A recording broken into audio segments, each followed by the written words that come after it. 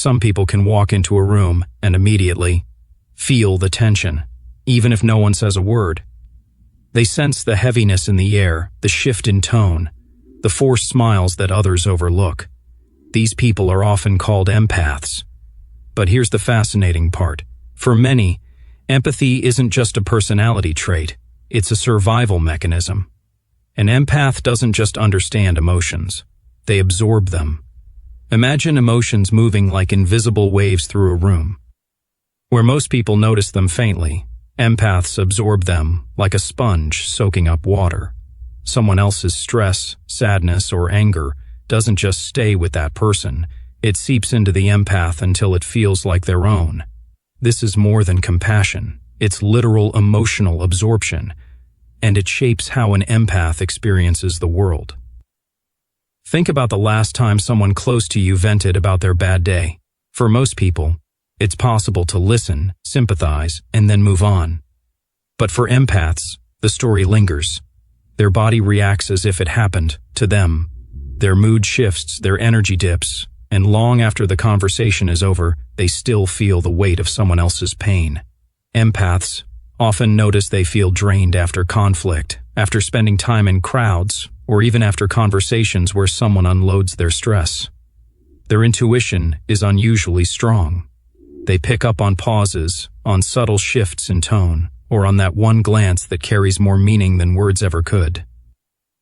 Compassion runs deep in empaths, pulling them to help others, even at a great personal cost. Because of this constant emotional absorption, many feel a strong need for solitude. Time alone isn't a preference, it's survival. It's the only way to recharge from carrying the emotions of everyone else. And even the environment around them matters. Harsh lighting, loud noises, or chaotic energy can overwhelm an empath's system just as much as emotions can. It's as though their nervous system is turned up louder than everyone else's. Where most hear background static, the empath hears a full orchestra. This heightened sensitivity comes with a price. Many empaths struggle deeply with boundaries. Saying no feels almost impossible. It feels selfish, even wrong. Instead, they prioritize the comfort of others, while quietly sacrificing their own peace. On the surface, empathy looks like a gift, and in many ways it is. But when empathy is unmanaged, it becomes a heavy burden. Over time, constantly absorbing the pain of others erodes an empath's sense of self. They begin to confuse what emotions belong to them, versus what emotions belong to everyone else. So where does this intense sensitivity come from?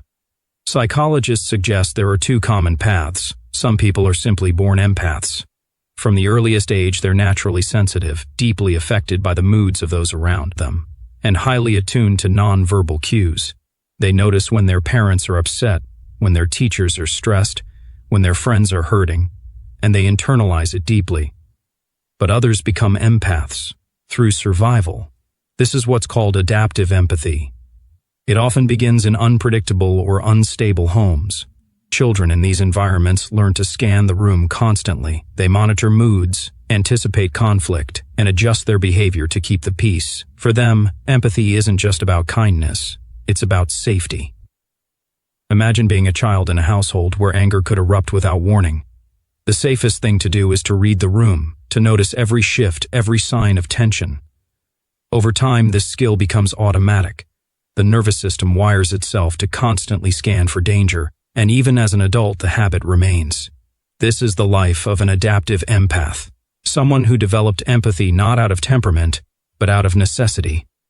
Growing up in an environment where emotions were dismissed, where safety was uncertain, or where rejection and blame was constant. It wires the nervous system for hypervigilance. Empathy, in this case, isn't just about connection, it becomes protection. This adaptation leads to predictable patterns. The adaptive empath often becomes a people pleaser, constantly looking for approval.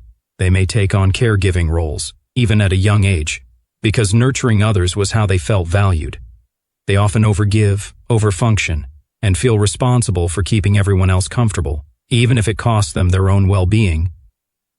But the nervous system wasn't designed to carry the emotions of everyone else. Over time, the load becomes too heavy. This is when empathic burnout sets in. It might look like foggy thinking, where even simple decisions feel overwhelming. It might show up as emotional numbness, when the empath becomes so overloaded they stop feeling altogether. It might appear as guilt for resting, guilt for saying no, guilt for simply existing without giving. Some empaths feel resentment toward the very people they love most because their role as caretaker has drained them dry. Others feel like they've lost their joy, their identity, and their sense of self because they've spent so long carrying everyone else. This is the paradox of being an empath. It's a gift, the ability to connect, to comfort, to sense what others cannot. But it's also a burden.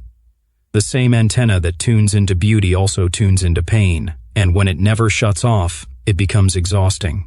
So why do some people feel the emotions of others so intensely? For some, it's wiring. For others, it's survival. But in either case, being an empath means living with an emotional antenna that never stops scanning. It can be powerful. It can be overwhelming. And it leaves one lingering question. When you're carrying the weight of everyone else's feelings, who's carrying yours? Comment below and share your thoughts. I'd love to hear your perspective. And if you found this video valuable, hit the like button and subscribe for more deep dives into empaths and boundaries.